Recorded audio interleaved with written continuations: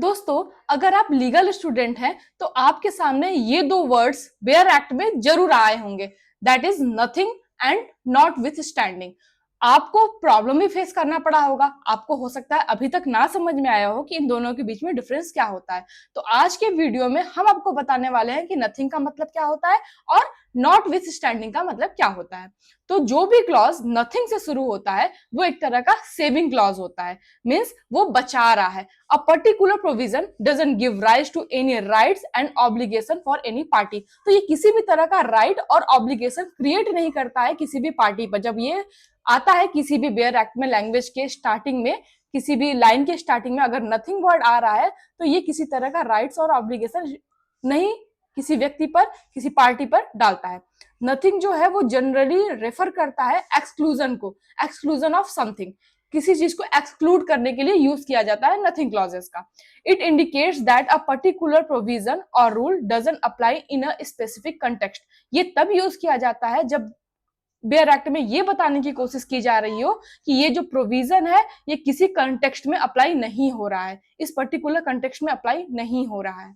इसका एग्जाम्पल है जैसे nothing in this agreement gives P the right to lease the property. इस agreement में जो भी कही गई बातें हैं, कहीं कहीं ये जो वर्ड है बेयर एक्ट के अलावा भी यूज होते हुए आपको दिखेगा।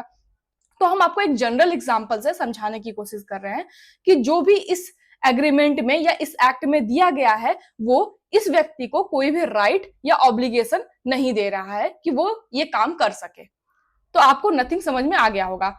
अब next is not with standing. तो ये दोनों ही जो वर्ड है नथिंग और नॉट विथ स्टैंडिंग, ये दोनों ही लीगल टर्म है जो कि एज अ एक्सप्रेस किया जाता है एक्सेप्शन या किसी के क्वालिफिकेशन को बताने के लिए। नॉट विथ स्टैंडिंग क्लॉज जो है वो एक स्पेसिफिक लीगल प्रोविजन है जो कि इंश्योर कर रहा है किसी पर्टिकुलर प्रोविजन को कि ये पर्टिकुलर प्रोविजन ही प्रिवेल करेगा if it conflict with other provision in the same और अदर लॉज। अगर ये प्रोविजन किसी और प्रोविजन से कॉन्फ्लिक्ट कर रहा है तो यही प्रोविजन प्रिवेल करेगा और दूसरा प्रोविजन प्रिवेल नहीं करेंगे, तब यूज होता है नॉट विथ स्टैंडिंग वर्ड। इसको ओवरराइडिंग क्लॉज कहते हैं और इसे ऑब्स्टेंटिव क्लॉज भी कहते हैं। इसका एग्जांपल हम आपको देते हैं तो शायद आपको ये नॉट विथ स्टैंडिंग अच्छे से समझ में आ जाए। Notwithstanding anything contain in any other laws, means कि इस जो भी बात कही गई इस लाइन में, नॉट विथ स्टैंडिंग से जो भी लाइन शुरू हो रहा है, इस लाइन में जो भी बातें कही गई हैं बाद में, इस बात ये जो भी बातें हैं वो जो भी पहले कही गई बातें हैं या जो भी बाद में कही गई बातें हैं उन पर अप्लाई नहीं होगा। ये ओवरराइडिंग इफेक्ट लेके आ रहा है अपना।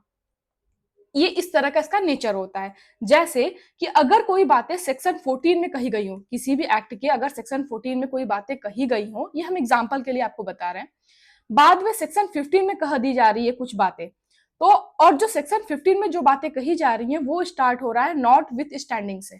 तो जब नॉट विथ स्टैंडिंग से जो भी बातें कही जा रही हैं सेक्शन 15 में और ये कह रहा है कि ये सेक्शन 14 के ऊपर प्रिवेल नहीं होगा, तो ये ओवरराइडिंग इफेक्ट लेके आ रहा है अपने अंदर। आई होप दोस्तों आपको इस वीडियो से समझ में आ गया होगा कि नॉट विथ स्टैंडिंग और नथिंग के बीच में क्या डिफरेंस है, इसको किस तरीके से यूज किया जाता है।